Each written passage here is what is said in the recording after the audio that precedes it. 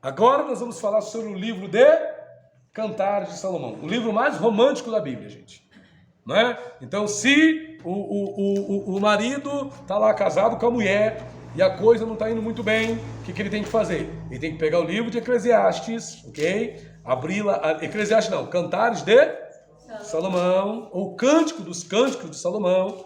Então ele pega lá o Cântico dos Cânticos, vai lá perto da mulher dele, que está chateada com ele, que brigou com ele, né? E aí ele vai, pega o capítulo 4 e começa a falar para ela: eis que és formosa, amiga minha, eis que és formosa, os teus olhos são como os das pombas entre as tuas tranças, teu cabelo é como o rebanho de cabras que pastam no monte de Gileade. Imagina, irmã, o pastor Aldo falando isso para a senhora. Ó, os teus dentes são como o rebanho das ovelhas tosquiadas, que sobem do lavadouro, e das quais todas produzem gêmeos, e nenhuma há estéril entre elas. Os teus lábios são como um fio de escarlata, e o teu falar é doce, a tua fronte é qual pedaço de romã dentre as tuas tranças. E por aí vai, né? Mas veja, há um toque de quê? De romance, há uma poesia, né? A nossa irmã já está ali sonhando quando vai chegar o varão dela e vai ler Cantares de Salomão para ela, né? Então, eu montei uma apostila, eu tenho uma apostila para ministrar para casais, se um dia for do interesse de vocês me convidar para ministrar para casais. O nome da apostila é A Sexualidade Sadia. Acho que não, a Sexualidade Sadia? Sexualidade Sadia. E o assunto é esse. E eu uso como base o livro de Cantares de Salomão, ok? E é muito bacana, gente. É muito bacana, viu? Ajuda muitos casais. Bom, então falando de Cantares de Salomão, após essa introdução poética, né? Vamos lá. Dos textos que compõem o Antigo Testamento, poucos são tão fascinantes e enigmáticos quanto o Cântico dos Cânticos. Este interlúdio lírico e não raro, sensual, contrasta fortemente com as narrativas severas que o precedem e seguem.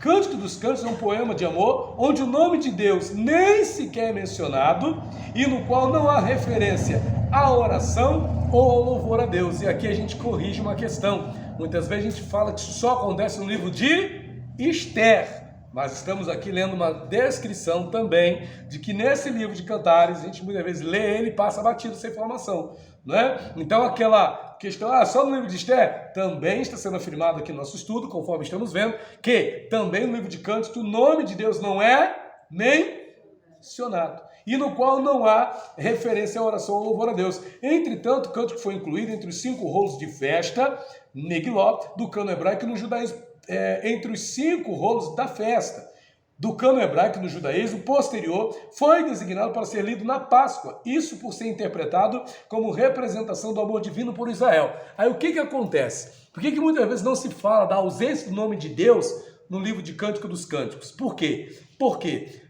há a questão da alegoria. Então, quando se leva esse livro numa questão alegórica, interpreta-se alguma coisa como quem? Deus falando, por exemplo, com a igreja. A rosa de Sarão, quem é a rosa de Sarão? Muita gente entende que é Jesus. Então tem esse contexto alegórico. Então dentro desse contexto alegórico, alguém menciona que Deus está ali, que é uma representação de quem? De Deus. Mas o nome de Deus, de fato, não é citado no livro, ok? O autor, gente, tradicionalmente tem sido atribuído ao rei Salomão, a autoria deste livro. Aos que defendem esta tese, há no poema evidências internas que apoiam tal atribuição, a começar pelo próprio título, onde está dito que se trata do mais belo cântico de Salomão. Salomão é mencionado explicitamente em várias partes do poema. Salomão é mencionado explicitamente em várias partes do poema. Há claras referências à riqueza, ao luxo, à presença de bens importados, né? Ali na vida de quem? Que seria, no caso, identificado facilmente como algo que acontecia na vida de Salomão, que era um cara cheio de riquezas, né? Bom, o título do poema em hebraico contém a cláusula Has Herlish Shlomo, que pode ser lida tanto como que é de Salomão, indicando sua autoria, como que diz respeito a Salomão, indicando neste caso que dele trata ou a ele concerne. O tema, o amor verdadeiro. Qual é o tema de Cantares? O amor verdadeiro. Só que interessante que o amor verdadeiro de Cantares, ele é o amor, tem 3 tipos de amor, gente. amor ágape, que é o amor de Deus pela humanidade. Tem o amor eros, que é o amor do homem por uma mulher, da mulher por um homem. Tem o amor filéu, que é o amor de quem? O amor cristão, o amor de irmãos. Então tem esses três tipos de amor. O amor que aparece no livro de Cantares, que fala amor verdadeiro, é um amor mais no sentido de quê? De eros, que é o amor do marido pela esposa, da esposa pelo marido, ok? Mas que pode ser uma representação do amor de quem? De Deus pela humanidade, entendeu? Cantares é uma história de amor que glorifica o amor puro e natural e focaliza a simplicidade e a santidade de uma pessoa que busca o seu amado. Interessante, irmãos, eu gosto de frisar, eu gosto muito desse assunto, dentro dessa temática, que a gente muitas vezes quando fala de sexualidade, e já que o livro de Cantares, aqui, com todo respeito aqui a quem está nos ouvindo, o livro de Cantares aborda a temática da sexualidade, dá até inclusive detalhes da sexualidade conjugal, que a Bíblia, às vezes as pessoas pensam que quando se fala de sexualidade, está falando de uma coisa errada. Irmão, não tem problema nenhum com a sexualidade. O problema é o quê? É a prostituição, é o adultério, é o pecado. Não é a sexualidade que é o problema.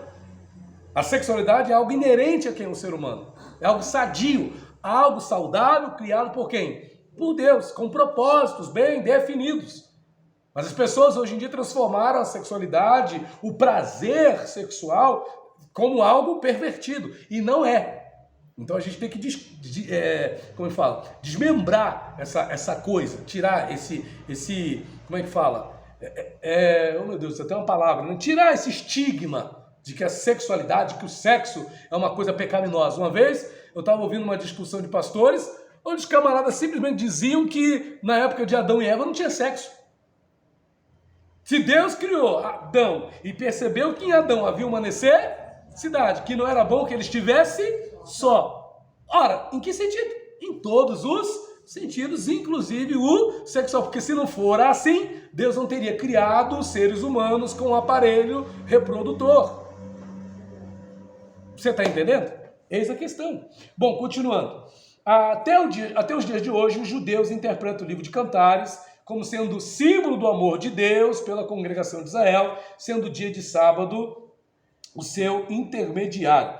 Em outro lugar, o comentarista faz a seguinte observação: apesar das expressões de amor e nostalgia parecerem referir-se ao amor humano e à beleza física feminina, seu objetivo não é outro senão descrever alegoricamente as virtudes do povo de Israel e a sua fidelidade ao Criador e a seus preceitos, como também o amor de Deus a seu povo predileto. E aqui eu faço o meu adendo, eu coloco mais uma vez, o meu acréscimo. Qual é o meu acréscimo? De que sim, é o amor de Deus à humanidade, sim, ao povo de Israel, sim, mas também esse livro, ele trata também de questões relacionadas a quem? Ao humano. A gente pode aprender lições extraordinárias para se aplicarem na vida conjugal, no relacionamento entre um homem e uma mulher, entre uma mulher e um homem, ok? Bom, esfera de ação desse livro, gente, várias teses têm se levantado com relação à datação do poema. Entretanto, a mais amplamente recolhida pelos estudiosos defende uma datação remota em torno dos meados do século X a.C., pouco depois da morte de Salomão, ok? Então essas são as informações sobre o livro de Cantares de Salomão.